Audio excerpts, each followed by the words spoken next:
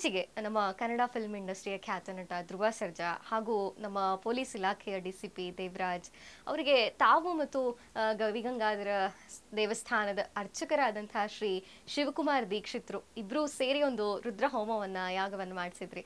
ಯಾಕೆ ಗುರುಗಳೇ ಆ ವಿಚಾರ ತುಂಬಾ ಜನಪ್ರಿಯ ಆಯ್ತು? ಅದರ ಫಲ ಏನು? ನಮ್ಮ ಜನರಿಗೆ ಕುತೂಹಲವಿದೆ, ಯಾಕೆ ಅದು?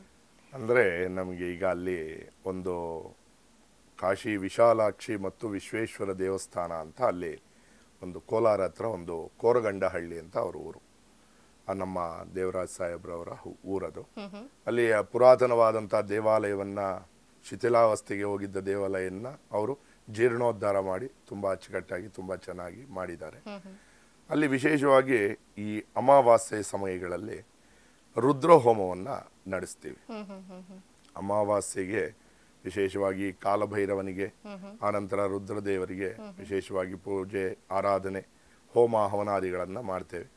ಹಾಗೆ ಅಲ್ಲಿ ಬೆಳಗ್ಗೆ ಒಂದು ರುದ್ರ ಹೋಮವನ್ನು ಮಾಡುವಂಥ ಒಂದು ಸಂಕಲ್ಪವನ್ನು ಮಾಡಿದ್ರು.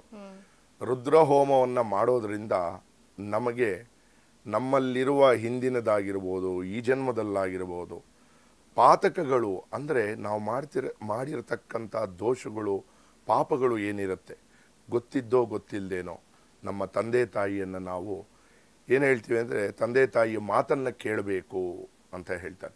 ಕೇಳಲಿಲ್ಲ ಅಂದರೆ ಅವರ ಒಂದು ಮಾತಾಪಿತೃ ಶಾಪಗಳು ನಮಗೆ ಬರುತ್ತೆ.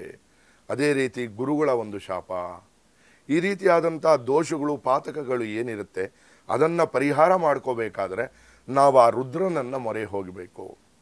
ಪರಮೇಶ್ವರನು ಅದಕ್ಕೆ ನಮಗೆಲ್ಲ ಮುಕ್ತಿಯನ್ನು ಕೊಡ್ತಾನೆ. ಹಾಗಾಗಿ ಆ ರುದ್ರ ಹೋಮವನ್ನು ಮಾಡೋದರಿಂದ ನಮ್ಮ ಸಮಸ್ತ ಪಾತಕಗಳು ಕೂಡ ನಶಿಸಿ ನಮಗೆ ಒಳಿತನ್ನ ಮಾಡ್ತಾನೆ ಪರಮೇಶ್ವರ. ವಿಶೇಷವಾಗಿ ರುದ್ರದಲ್ಲಿ ಏನು ಬರುತ್ತೆ ಅಂದರೆ, ಮೊದಲು ಆ ರುದ್ರನನ್ನ ರುದ್ರದಲ್ಲಿ ಹೊಗಳ್ತೀವಿ ಚೆನ್ನಾಗಿ, ನೀನೇ ಇಂದ್ರಪ್ಪ, ನೀನೇ ಚಂದ್ರ ಅಂತ. ಆ ನಂತರ ಚಮಕ ಭಾಗ ಬರುತ್ತೆ, ಅದರಲ್ಲಿ ನಾವು ನಮಗೆ ಏನು ಬೇಕೋ ಅದನ್ನ ಕೇಳ್ತೀವಿ.